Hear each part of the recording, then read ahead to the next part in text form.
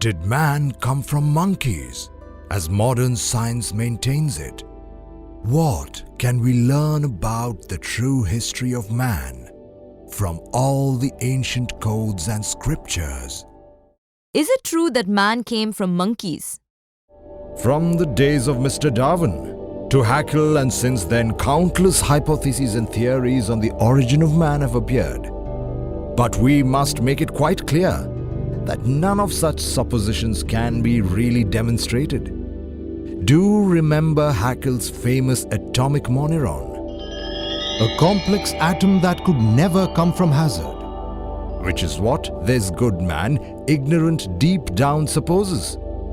If you need scientist intelligence to make an atomic bomb, creating an atom does require all the more talent.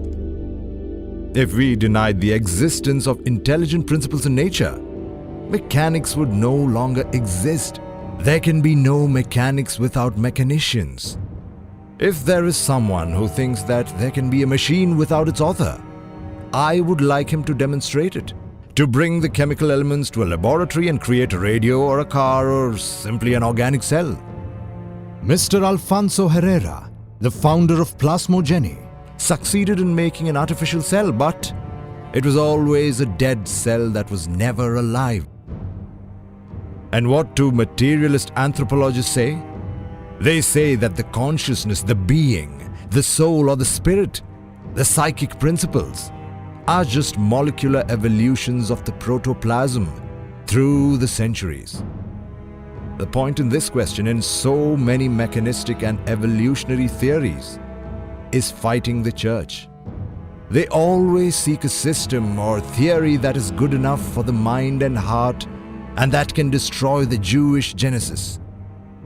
A reaction against the biblical Adam and his famous Eve is the very living origin of the Darwins, the Haeckels and the rest of the followers. But they should be sincere and express their dissatisfaction about all the clerical concepts. It is unfair that so many hypotheses lacking a serious basement are produced out of sheer reaction. What does Mr. Darwin tell us about the Catarrhine monkey? He says that man is possibly descended from it. However, Mr. Darwin had certain bases in his system that really disproved the supposed anthropoid origin of man. Mr. Darwin says that two similar species, but different, could be related to a common ancestor, but never would one of them be the ancestor of the other. First of all, Mr. Huxley showed that a man's skeleton is quite different in its construction from the monkey's. The anthropoid has a skeleton that has been made for tree climbing. The elasticity and construction of the osseous structure prove it. On the other hand, the human skeleton has been made for walking. Secondly, the anthropoid's elasticity and cranial axis are quite different from the man's. And thirdly, man is an organized being. But study the anthropoid's life and habits, it is organized in a different and antithetic way. So a well-organized being could not be descended from another organized in an opposite way, as it has been mentioned by the materialistic anthropologists themselves. Okay, it makes sense. But how can you explain the chain of species in the theory of evolution? The materialistic science invents new hypotheses every day. They have established a very curious chain. The king of such a chain is the shark, from which the lizard is descended, according to the materialistic anthropologists. And then, following the course of the great chain of wonders, they pass to a certain little animal that has become quite important nowadays, the lemurid. And then they say that from this animal, which may have existed around 150 million years ago, the monkey is descended. And eventually, we have the gorilla. In this chain, the gorilla is our immediate ancestor, man's ancestor. Some anthropologists even include poor mice in that chain, but how? They try to find similarities. They do try to make people believe that the shape of the shark's head and mouth is the origin of other mammals, including our brothers, the mice. Basing a possible descendants on a similar facial feature, etc., is deep down as empirical as supposing that man was made of mud, as accepting the literal meaning of the biblical sentence without realizing that it is just something symbolic. But where are the links? How is it possible that the lizard appears from shark overnight or through some centuries? Millions of years have passed and sharks are all right. And nobody has ever seen, either in the Atlantic or Pacific, new lizards being born from a species of sharks. Everybody knows that lizards live in fresh water. But I have also been to the oceans and have never seen or heard about any fisher catching a lizard in the middle of the ocean. They may fish sharks, but lizards? We are talking about concrete, clear and definite facts. And where can we find the link or links connecting the lemurid with the monkey? And finally, where are the links between the monkey and the gorilla? And where are the links between the gorilla and man? Where are they? There you have facts. There are missing links. Speaking just like that is simply absurd. Hypotheses, nothing else. And such hypotheses are fairly ridiculous. They are lacking in serious basements. The gentlemen of anthropological materialism boast about only believing in what they can see, but the facts demonstrate their falseness.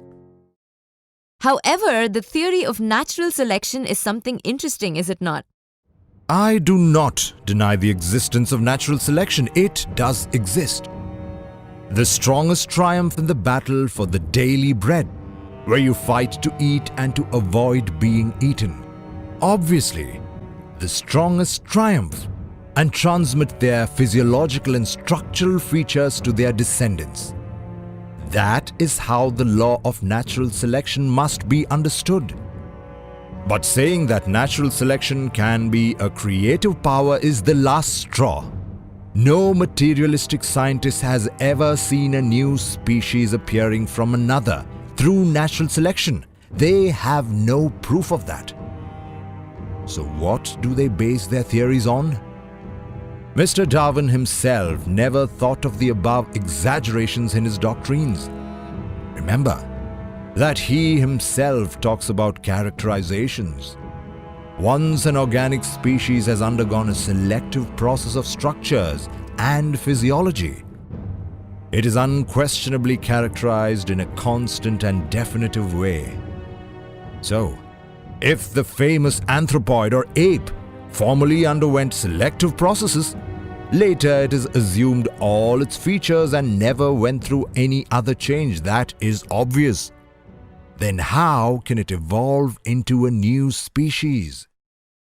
That is true. Then what is a better way to discover this truth? We, the agnostic anthropologists, have special disciplines that enable us to activate certain faculties latent in the human brain. Certain senses of perception completely unknown to materialistic anthropology. Nature does have a memory, and this will be demonstrated one day. Modern scientific tests are already being carried out, and very soon the luminous waves or sound waves of the past will be split into images on certain screens. Then the television viewers from all over the world will be able to see the origin of man and the history of the earth and its races. When that day comes, the truth will be clear to all. Very interesting. Could you please explain to us the truth about the origin of man? At present, the Aryan race is dwelling on earth. But where does this humanity come from? I do not believe that the present world population came from those 5 continents. Why? Because the world has changed its physiognomy several times. There are older maps which have been found in other places of the world where the Earth's physiognomy is different. A long time ago, the present poles were the equator, and the present equator was poles. Then, today's continents did not exist, or there was only part of them. and there was a densely populated continent at the Atlantic Ocean. I am referring to Atlantis. It was a huge continent. A great race developed in Atlantis, a race of giants. Their bodies were up to 3 meters tall. Such race had a powerful civilization, millions of times mightier than ours. We already described about this in detail in a previous class. A day came when there was a revolution of the Earth's axis. The seas moved to new lands. The poles became equator and the equator poles. Millions of people died then. All those powerful cities of Atlantis were submerged in the ocean that has its name. The history of the flood, with different versions in the traditions of all the human races, are simple memories of the great Atlantean catastrophe. When that great catastrophe finished, a new race began, the Aryan race. Yes, we have studied Atlantis in a previous class. Where did the Atlantean race appear from? What was their origin? The Atlanteans descended from Lemuria. Lemuria was a continent even older and greater than the Atlantean continent. It comprised the whole Indian Ocean, Malaysia and the very Australia, and southwards. It stretched almost to the present South America, comprising nearly all the Pacific area. Obviously, there are still remains of Lemuria, the Great Australia in Oceania, Easter Island where there are certain sculpted monoliths. The Miocene, mentioned by materialistic anthropology, did exist in the ancient Lemurian land. However, it disappeared in the ocean through 10,000 years of unceasing earthquakes. When Atlantis appeared from the ocean, Lemuria did no longer exist. The Lemurians were a race of giants, of cyclops. They were normally 4, 5 or 6 meters tall. Lemuria also had a powerful civilization, huge and magnificent. At the beginning of the Lemurian race, there were no separate sexes. The race was hermaphrodite. Then, every sacred Lemurian individual had its sexual organs, masculine and feminine, completely developed, and it reproduced by gemation at certain times by means of the menstruation. The hermaphrodite expelled from its ovaries an ovule or egg perfectly developed, which was as big as a bird's and had a complete calcareous covering. Inside that egg, placed in a special environment, a new creature was gestated. And finally, when such a creature, which had the power of moving at once, came out of the shell, it was breastfed by the father-mother. That is how the Lemurians reproduced. The sexual act did not exist because each individual was complete in itself. The human race was split into opposite sexes before the Lemurian continent disappeared.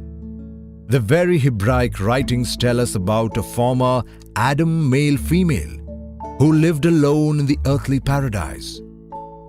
So God created man in his own image. In the image of God he created him. Male and female he created them. Genesis chapter 1 verses 27 and 28. This male-female Adam of Hebraic mythology is just a symbol. It stands for ancient humanity. There was an Adam Solus a long time later. Eve was taken out of Adam's rib. This is a symbol of the division into opposite sexes. When they were completely divided into opposite sexes, then cooperation was needed to create. In those days, mankind was endowed with the spiritual faculties. It was a superior humanity, millions of times superior to ours. They created powerful civilizations and were also able to use the energy of the atom and cosmic rays. They had ships to travel through infinite space, wonderful ships. In Lemuria, any human being could live from 12 to 15 centuries. They are stones like the ones that were found in certain places of Peru, which demonstrate the past existence of civilizations millions of times more powerful than ours, right in the Mesozoic times. However, after this period of perfection, the decadence or involution of the race came inevitably. Unfortunately, at the end of the last sub-race, at the end of the Tertiary, during the Miocene, the true men degenerated and even got mixed with beasts. This is what the very ancient codes and traditions of Tibet, of China, of India say. As a result of such crossing between real men and beasts of nature, certain giant apes appeared. And they walked either on their feet and hands or like bipeds. They were also able to speak. Such specimens in turn got mixed with other subhuman beasts. As a result, the well-known present apes appeared. This happened at the end of Atlantis as well. Haeckel never denied the concept of apes originating in Lemuria.